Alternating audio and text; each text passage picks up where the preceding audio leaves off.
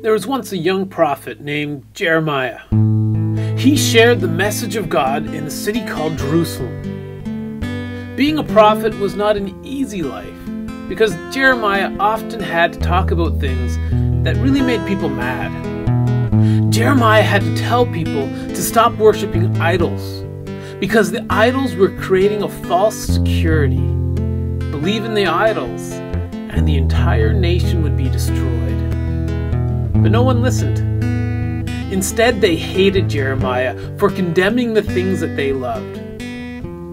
Years later, Babylon came to Jerusalem, and they kidnapped the most important people in the nation and carried them off to Babylon, so that Babylon can prosper from these people's skills.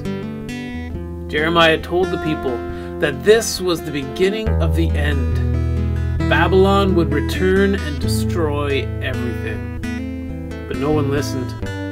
Instead, they hated Jeremiah even more.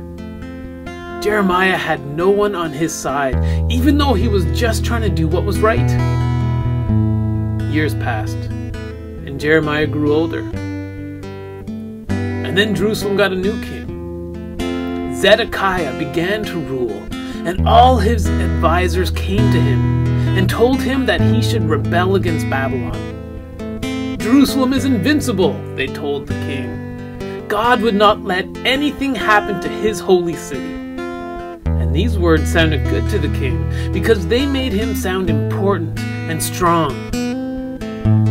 Jeremiah came before the king with a message from God, and it was not about how strong the king was, but Jeremiah said that the king should submit to Babylon and admit defeat.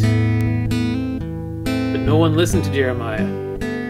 Instead, they laughed at him, and their laughter made their hatred for Jeremiah grow even greater. But Jeremiah was right, and the Babylonians attacked.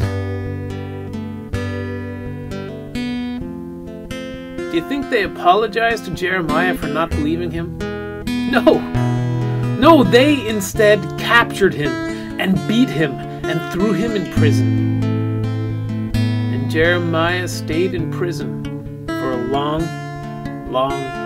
time.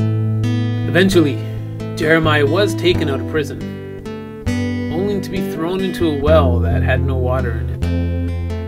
And this well was to become his tomb. But God did not let Jeremiah die in the well. But people pitied him and brought him out of the well and chained him up in a courtyard in Jerusalem. But eventually Babylon returned and completely destroyed Jerusalem. And most of the people were led away into exile. But Jeremiah stayed behind in Jerusalem. And a group of people who were still in Jerusalem found Jeremiah, and they asked him what God said should be the next step. And so Jeremiah spent 10 days in prayer, and then he returned with the words of God. He told the men and women to stay in Jerusalem. See, God wants to rebuild the city, and if you stay, you will become the new foundation. God will do a new work through you. But if you doubt, and if you run to Egypt, then you will be killed. Finally, Jeremiah finally got some good news that he could tell the people. Surely now these people who have hated Jeremiah for so long will begin to love Jeremiah because of the good news. But do you know how the people responded? They said, "You're a liar." They didn't believe him, and instead they ran to Egypt. To make matters worse, they kidnapped Jeremiah and brought him to Egypt against his will. So when I say that Jeremiah was a man who suffered, you need to believe that it is true. Jeremiah led a very sad life, and he did it all alone. He wrote an entire book that's now in the Bible, and it's called Lamentations, because it's all about him crying out to God in pain and sadness. At one point, Jeremiah cries out to God, saying, "This is why I weep and my eyes overflow with tears. No one is near to comfort me. The enemy has prevailed." We will all feel pain and hurt, And many times we will face this pain alone, or even worse, people will be the cause of our pain. What does God do when we are suffering so much? Well, this is why God sent Jesus. Jesus did not live a life that any of us would want. When Jesus faced his own death, he prayed, "My Father, if there's any way, get me out of this." And while Jesus suffered this anguish, his best friends slept. They were uncaring.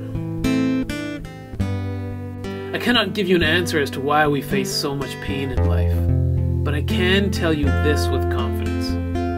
We serve a God who does not avoid suffering, but he suffered because we suffer. And he suffered so that we can find joy. We never suffer alone, because our God suffers with us.